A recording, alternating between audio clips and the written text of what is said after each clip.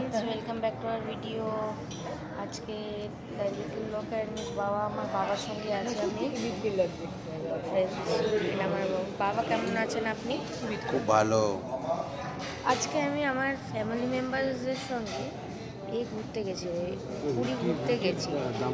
আমরা এখন খাচ্ছি, ব্রেকফাস্ট খাচ্ছি, এখনো দেয়নি। আমরা ভিক্টোরিয়া ক্লাব হোটেলে চেক ইন করেছি। এবারে চেক ইন করে